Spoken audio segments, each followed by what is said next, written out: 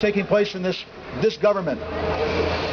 You know, while taxpayers are being increasingly asked to foot the bill for government education, the parents are being increasingly left out of the decision-making process, which making crucial decisions affecting both the children of your mind of your children rather, and their characters. And subsequently, what we have today is a situation where civics, and most of you who are older know what civics classes were, but civics are no longer being taught in our school systems.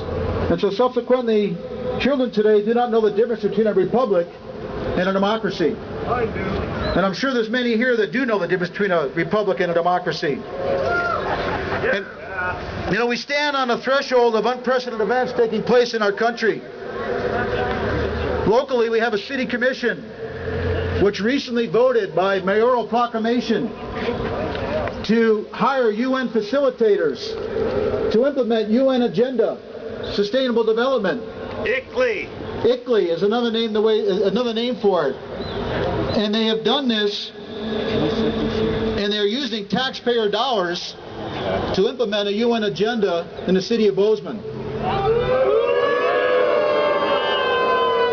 Bozeman is one of over 600 cities that currently is utilizing taxpayer dollars to fund a UN agenda being developed in our country, in our city. And I'm sure most people are not aware of that fact. That's why I bring it to your attention today. And they're not elected.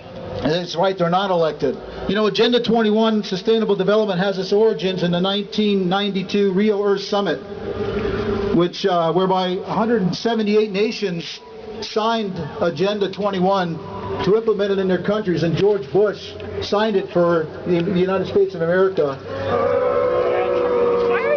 And there's also, it was never authorized by Congress. You may not take it. So I don't know about you, I don't live in the United Nations. I live in the United States of America.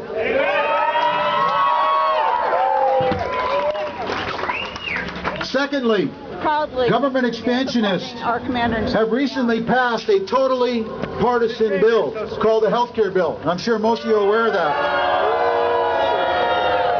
Now, this is a bill to compel or to force U.S. citizens to buy a U.S. good or service. It's the first time in the history of this nation that the government has done that. It is totally unconstitutional. We've asked our Attorney General in the state to stand up against this bill, and he refuses to do so. That's Bullock, by the way. He ain't got the bullets. No, that's right, he doesn't have the bullets.